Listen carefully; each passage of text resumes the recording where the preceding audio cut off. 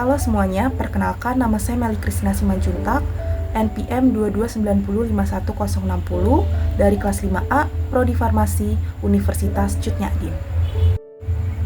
Kualitas adalah kunci. Kutipan ini menekankan betapa pentingnya menjaga mutu dalam setiap aspek, termasuk dalam penyaluran obat. Dalam presentasi ini, saya akan membahas salah satu aspek CDOB, bagaimana inspeksi diri berperan penting dalam memastikan kualitas obat di PBF.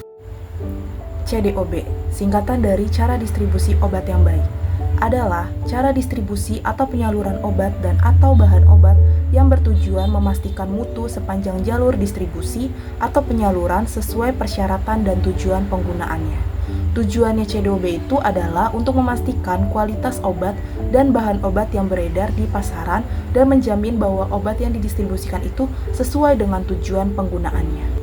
Aspek CDOB menurut Peraturan BPOM Nomor 9 Tahun 2019 tentang pedoman teknis cara distribusi obat yang baik terbagi menjadi 12. Yang pertama ada manajemen mutu, yang kedua ada organisasi, manajemen dan personalia, yang ketiga ada bangunan dan peralatan, yang keempat ada operasional, yang kelima ada inspeksi diri, yang keenam ada keluhan, produk kembalian, diduga palsu dan penarikan kembali, yang ketujuh ada transportasi, yang kedelapan ada fasilitas distribusi berdasarkan kontrak, yang kesembilan ada dokumentasi, yang ke-10 ada ketentuan khusus bahan obat, yang ke-11 ada ketentuan khusus produk rantai dingin, yang ke-12 ada ketentuan khusus narkotika, psikotropika, dan prekursor.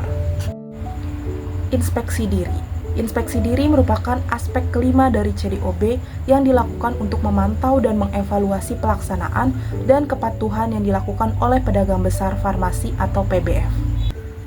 Ketentuan pelaksanaan inspeksi diri, yang pertama harus dilaksanakan dalam jangka waktu yang telah ditetapkan, yang kedua harus mencakup semua aspek CDOB serta kepatuhan terhadap peraturan perundang-undangan, yang ketiga harus dilakukan dengan cara yang independen dan rinci oleh personil yang kompeten dan ditunjuk oleh perusahaan, yang keempat audit terhadap program yang disubkontrakan harus menjadi bagian dari program inspeksi diri, dan yang terakhir semua pelaksanaan inspeksi diri harus dicatat dan dilaporkan kepada manajemen dan pihak terkait.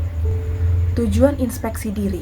Kegiatan inspeksi diri ini dalam distribusi farmasi pada PBF, pedagang besar farmasi, dilakukan dengan tujuan untuk memantau penerapan aspek CDOB sehingga pelaksanaannya itu dibutuhkan untuk menjaga mutu obat selama proses distribusi. Apabila terjadi penyimpangan saat inspeksi diri, dilakukan pembuatan CAPA, Corrective Action and Preventive Action, untuk dapat memperbaiki serta mencegah penyimpangan dalam proses distribusi farmasi terjadi kembali. Dengan diterapkannya inspeksi diri ini dalam distribusi farmasi, diharapkan mutu obat yang didistribusikan itu dapat tetap terjaga dengan baik, mulai dari awal proses, distribusi, hingga sampai ke tangan konsumen. Dokumen tindak lanjut.